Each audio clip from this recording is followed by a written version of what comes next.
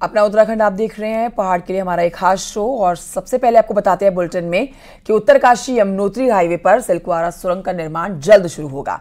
केंद्र सरकार से सुरंग निर्माण की मंजूरी मिल गई है, जिसका इंतजार किया जा रहा था। अभी मंजूरी मिलने के बाद यहाँ काम शुरू हो जाएगा। नवंबर 2023 में निर्माणाधीन सुरंग में भूस्खलन के चलते आपको याद होगा कि 41 मजदूर फंस गए थे। निर्माण कार्य को बंद कर दिया गया था। अब मंगलवार को केंद्रीय सड़क परिवहन एवं राजमार्ग मंत्रालय ने चारधाम सड़क परियोजना में निर्माणाधीन सिलक्वारा सुरंग का दोबारा से कार्य शुरू करने के आदेश जारी कर दिए हैं। निर्माण शुरू करने से पहले सुरक्षात्मक कार्य किए जाएंगे। बड़कोट छोर से जल्द निर्माण शुरू होने की उम्मीद है। बलबीर परमार मेरे सहयोगी और जानकारी के साथ जुड़ गए हैं फोन लाइन पर। बलबीर, कब से काम शुरू होने वाला है यहाँ पर? बिल्कुल, जिस तरह से काम बंद था 73 दिन से, अब केंद्र सरकार से मंजूरी मिलने के बाद उम्मीद जग गई कि जल्द ही कार्य शुरू हो पाएगा। क्योंकि हमारी जो अधिकारियों से बात हुई है, जो निर्माणाधीन कंपनी वहां पे है, उनके जो अधिकारियों से बात हुई, तो उनका कहना है कि अभी एक प्लान बनाया जाएगा। क्योंकि व्यवस्थाएं पूरी तरह से पटरी से उतर गई थी, मशीनें फिर से बुलाई जाएगी और जो कर्मचारी छुट्टी चले गए, जिनका ट्रांसफर कर दिया गया है, उनकी व्यवस्था यहाँ पे की जाएगी। उसके बाद ही कार्य शुरू हो पाएगा। तो इसमें एक हफ्ते का टाइम बताया जा रहा है। और जो बड़कोट साइड से जो टनल बननी है, लगभग 480 मीटर का काम बाकी रह गया। तो बड़कोट साइड से उम्मीद की जा रही है कि जल्द ही कार्य शुरू हो जाएगा। और जो सिलक्वारा साइड है, जहां पे घटना घटी थी, वहां से लगभग 80 से 200 मीटर के बीच में मलबा फैला पड़ा है। उसको हटाना बड़ी चुनौती होगी। और जब वो हट जाएगा, उसके बाद किस तरह से जहां पे भूस्खलन की स्थिति बनी है, उसका ट्रीटमेंट कार्य किस तरह से किया जाना है, उसके लिए प्लान बनाया जाएगा। उसके बाद ही कार्य शुरू हो पाएगा इस तरफ से। तो फिलहाल उम्मीद की जा सकती है कि जल्द ही दूसरी तरफ से कार्य शुरू हो जाएगा और इस तरफ से भी मलबा हटाने का कार्य जल्दी ही शुरू हो जाएगा। और इस बीच में पहले सुरक्षात्मक जो उपाय होंगे वो करने के निर्देश केंद्र सरकार द्वारा दिए गए हैं, ताकि दोबारा ऐसी घटना न घटे। तो उम्मीद की जा सकती है कि अगले जो 7 से 10 दिन होंगे, उसमें जो ये कार्य है फिर से एक बार गति पकड़ेगा। और जो टनल है, उत्तराखंड की सबसे बड़ी यहाँ टनल है, जल्द जिसका जो कार्य है जल्द शुरू होगा। और उम्मीद की जा सकती है कि साल तक, लास्ट तक ये कार्य पूरा हो जाए। जी, बहुत शुक्रिया आपका बलबीर परमार जानकारी के लिए।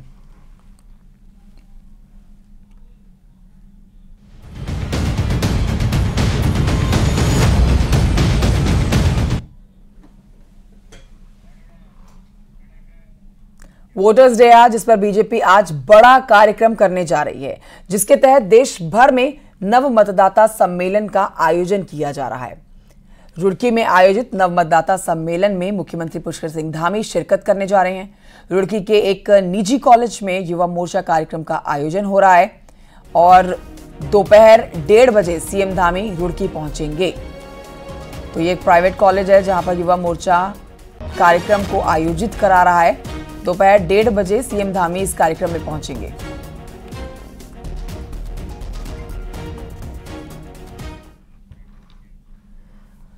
लोकसभा चुनाव के मद्देनजर चुनाव आयोग द्वारा जारी की गई वोटर लिस्ट के अनुसार उत्तराखंड में वोटर्स की संख्या बढ़कर 83 लाख के पार पहुंच गई है। अब आंकड़ों का विश्लेषण करें तो ये लिस्ट कई चौंकाने वाले खुलासे कर रही है। देखिए रिपोर्ट।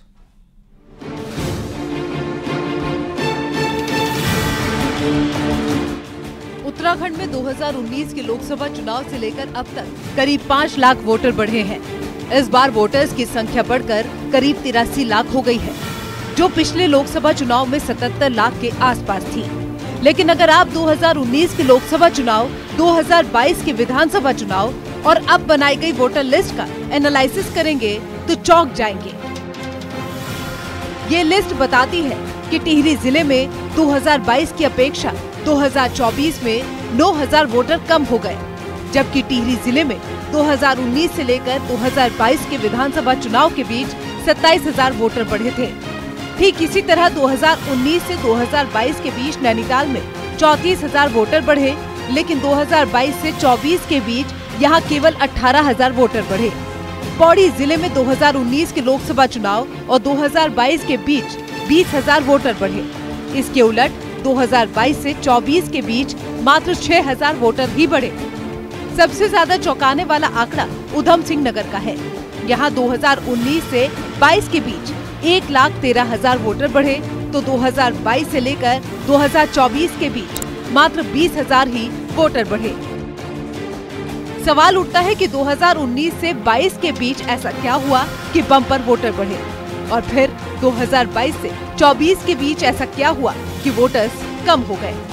कुछ लोग इसे कोरोना काल का इम्पैक्ट बता रहे हैं, तो कुछ इसे धामी सरकार की घुसपैठियों पर रोक का नतीजा, तो कुछ इसे चुनाव आयोग की सख्ती बता रहे हैं।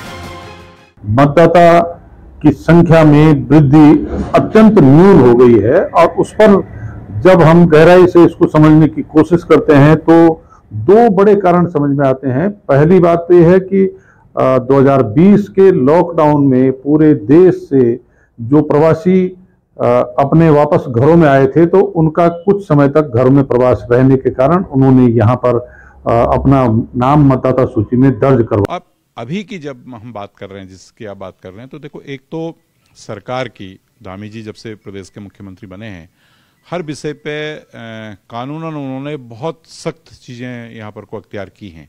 उसके कारण भी ये डबलिंग नहीं होगी। और बात यह है कि अभी जो वोटर बढ़े हैं 22 और 24 के बीच में, तो वो रियल वोटर जो उत्तराखंड में जितना बढ़ना चाहिए था। तो क्या 2019 से 22 के बीच कोरोना के कारण वापस लौटे प्रवासियों ने ये आंकड़ा बढ़ाया, और अब अपने काम धंधों पर वापस लौटने के कारण इसमें गिरावट देखने को मिल रही है? चुनाव आयोग ऐसा नहीं मानता। आयोग का कहना है कि इस बार देश भर में कई नए तरीके अपनाए गए ताकि ये तय हो सके कि व्यक्ति एक ही जगह का वोटर हो। और हमारा प्रयास है जितना भी एलिजिबल मतदाता है उसका जोड़ने का था। सो इसी प्रकार का हमारा फोटो सिमिलर एंट्रीज है और डेमोग्राफिकली सिमिलर एंट्रीज है। इस मल्टीपल एंट्रीज को भी रिमूव करने के लिए हम लोग प्रॉपर तरीके से कार्रवाई किया है। इसके अलावा ASD list absentee shifted dead category है, इसको भी हम लोग विधिवत तरीके से कमीशन की गाइडलाइन के अनुरूप कार्रवाई की गई है। आयोग का ये भी दावा है कि इस बार माइक्रो लेवल पर स्क्रूटनी की गई। वोटर लिस्ट से 13,000 से अधिक ऐसे नाम हटाए गए जिनकी मृत्यु हो चुकी है। 26,000 ऐसे वोटर्स थे जिनके नाम कई जगह चढ़े हुए थे। 1 लाख से अधिक ऐसे वोटर्स थे जो अब दूसरी जगह शिफ्ट हो गए हैं। न्यूज़ 18 के लिए सुनील नवप्रभात के लिए।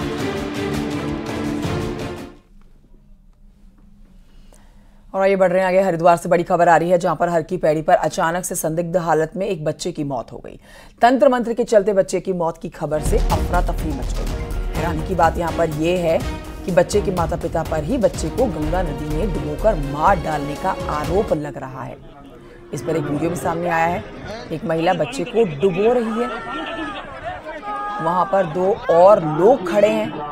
हालांकि कुछ लोगों ने बच्चे को नदी के अंदर से निकाला, लेकिन तब तक बहुत देर हो चुकी थी, बच्चे की मौत हो गई थी। दिल्ली से 7 साल के बीमार बच्चे को एक परिवार गंगा स्नान कराने के लिए लाया था, और इसी दौरान बच्चे को डुबोकर मारने का आरोप माता पिता पर लग रहा है। मौके पर मौजूद लोगों ने महिला पर तंत्र मंत्र के लिए बच्चे की जान लेने का आरोप लगाया और खूब हंगामा हुआ। इस दौरान मौके पर पहुंची पुलिस ने बच्चे के शव को कब्जे में ले लिया। माता पिता के साथ 3 लोगों को भी हिरासत में लिया गया।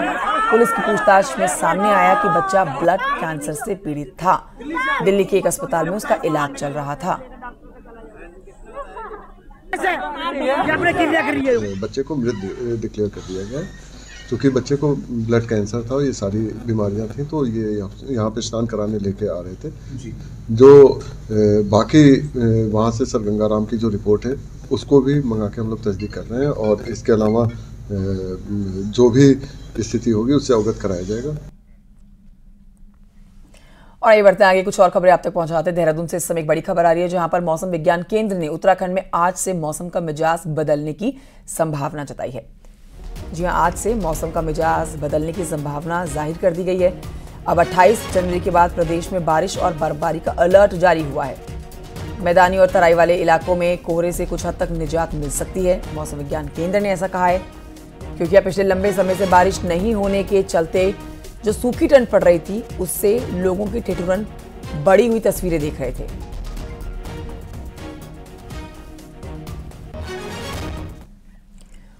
तो सर्दी का सितम लगातार जारी है। हरिद्वार में भी लोग सर्दी से बेहाल नजर आ रहे हैं। आज सुबह की तस्वीरें आपको दिखाते हैं। आज सुबह हर की पैड़ी पर पूरी तरह से कोहरा ही कोहरा नजर आया। जहां तक आपकी नजर जाएगी वहां पर आपको कोहरा नजर आएगा। सड़कें ढकी हुई हैं, आसमान दूर दूर तक नजर नहीं आता। 4 डिग्री सेल्सियस तापमान में लोगों की कपकपी निकल गई। हर की पैड़ी के मालवीय घाट पर स्थित दूर से ही नजर आने वाला घंटाघर भी कोहरे की वजह से ढका हुआ दिखा। हरिद्वार में लोगों को सर्दी से निजात दिलाने के लिए प्रशासन की ओर से अलाव की व्यवस्था की जा रही है, लेकिन ये नाकाफी साबित होती है। लोग ज्यादा ठंड ज्यादा डीएम के आदेश पर कक्षा 1 से 12 तक के स्कूलों की छुट्टी भी घोषित कर दी गई है।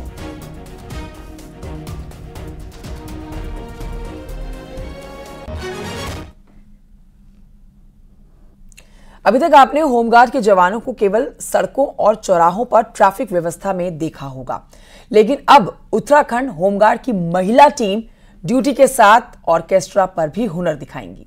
देखिए रिपोर्ट।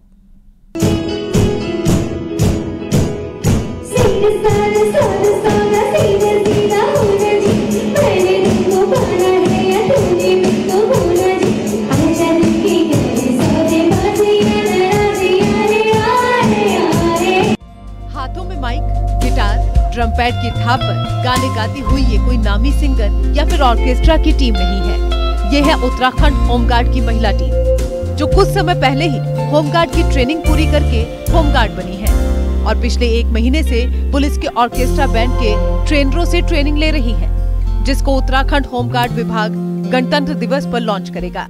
सर, सोचा तो नहीं था कि हम लोग यहाँ पे भी आएंगे, लेकिन यहाँ पे आके एक चीज लगता है, ड्यूटी जैसा नहीं लगता है और हमें बहुत अच्छा यहाँ पे माहौल मिलता है। जिस प्रकार से हम अपनी जो प्रैक्टिस होती है उसे कंटिन्यू कर पाते हैं, क्योंकि ये होता है कि ये डिपार्टमेंट में आने से हो जाता है कि हाँ, हमारे पास बहुत सारी जिम्मेदारी हो जाती है, तो उन जिम्मेदारियों को साइड रख के और हमारा जो बैंड बना है, जो 1 महीने के अंतराल में ही बना है और हमने करीबन 4 जगह में ही ऑलरेडी परफॉर्म कर लिया है। सर ने हमें कहा था कि यहाँ पे बैंड का हमारा होना है, तो हम जो मतलब इंटरेस्टेड थे तो वो लोग आए। मतलब हमें पता नहीं था कि हम कर सकते हैं या नहीं, लेकिन आज कर रहे हैं सब। जुगनिया नाम से शुरू हुआ होमगार्ड महिला टीम के इस ऑर्केस्ट्रा में 11 होमगार्ड महिलाएं हैं, जिनको अलग अलग म्यूजिकल इंस्ट्रूमेंट में महारत हासिल है। वहीं इन होमगार्ड की महिला टीम के ट्रेनर और होमगार्ड के अधिकारियों का कहना है कि इन युवतियों की लगन और जज्बा देखकर लगता है कि होमगार्ड का जुगनिया ऑर्केस्ट्रा प्रदेश ही नहीं बल्कि देश में भी अपना नाम रोशन करेगा।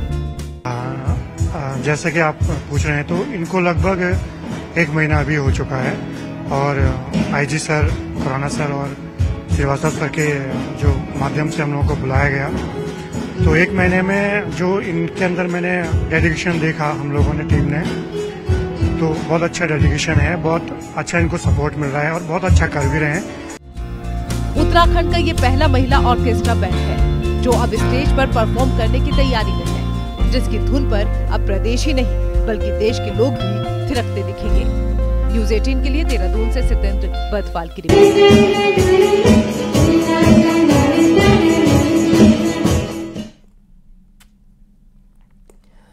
पौष पूर्णिमा के मौके पर हरिद्वार में श्रद्धालु स्नान करने के लिए पहुंच रहे हैं। सुबह 4 बजे से ही हर की पैड़ी से जो तस्वीरें आ रही हैं उनमें आप देखेंगे भारी संख्या में श्रद्धालु पहुंचे हुए हैं, आस्था की डुबकी लगा रहे हैं। पौष पूर्णिमा पर स्नान करने का विशेष इंतजाम किया गया है हर की पैड़ी पर और आज के दिन का विशेष महत्व माना जाता है, इसीलिए यहाँ पर श्रद्धालु गंगा में आस्था की डुबकी लगाकर दान पुण्य कर रहे हैं।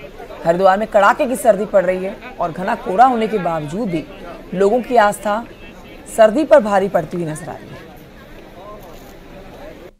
आज पौष पूर्णिमा है। पौष पूर्णिमा के मौके पर हरिद्वार में श्रद्धालु स्नान करने के लिए पहुंच रहे हैं। इस वक्त हर की पैड़ी पर मैं मौजूद हूं और तस्वीरों में देखा जा सकता है कि बेहद सर्दी और कोहरा होने के बावजूद भी श्रद्धालु जो हैं वो गंगा में आस्था की डुबकी लगा रहे हैं। पौष पूर्णिमा पर गंगा में पवित्र नदियों में स्नान करने का विशेष महत्व धर्म शास्त्रों में बताया गया है, इसलिए श्रद्धालु दूर दूर से जो हरिद्वार पहुंच रहे हैं वो गंगा में आस्था की डुबकी लगा रहे हैं। आस्था की डुबकी लगाने का यह सिलसिला सुबह 4 बजे से शुरू हो गया है। जो भी श्रद्धालु हरिद्वार पहुंच रहे हैं वे गंगा में डुबकी लगाकर रहे हैं। पौष पूर्णिमा का विशेष महत्व है, लिहाजा जो लोग हैं, जो श्रद्धालु हैं, वो दूर दूर से हरिद्वार पहुंच रहे हैं और पुण्य अर्जित कर रहे हैं। न्यूज़ 18 पुलकित शुक्ला, हरिद्वार।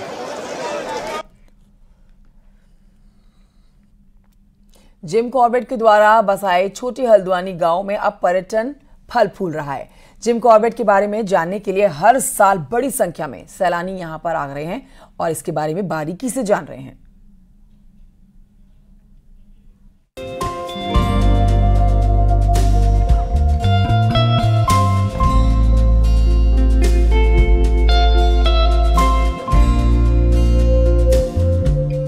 जिम कॉर्बेट के इस गांव में देश विदेश से पर्यटक पहुंचने लगे हैं। वो यहाँ उनके बसाए गांव की एक झलक पाना चाहते हैं। यहाँ आए पर्यटक कई तरह की एक्टिविटी में शामिल होते हैं, जिनके द्वारा वो ग्रामीण जीवन को करीब से महसूस करते हैं। पर्यटक यहाँ हाथ से चक्की चलाना, ओखल में धान की कुटाई के साथ ही बर्ड वॉचिंग का भी मजा लेते हैं।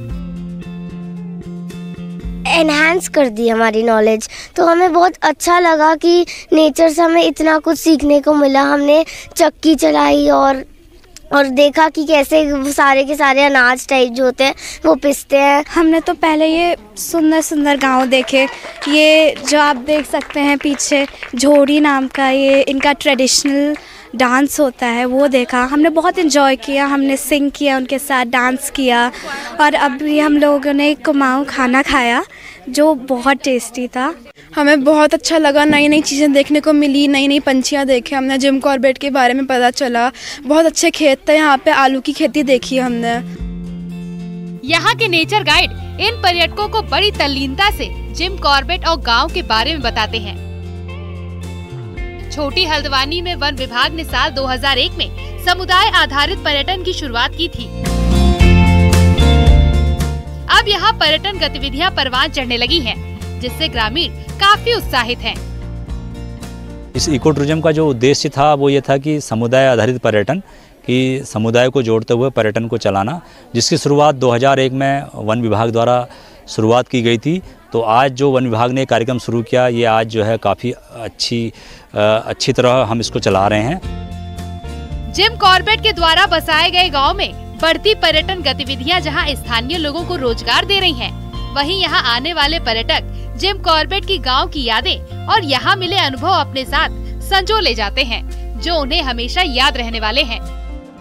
न्यूज़ 18 के लिए कालाढूंगी से गोविंद पाटनी की रिपोर्ट।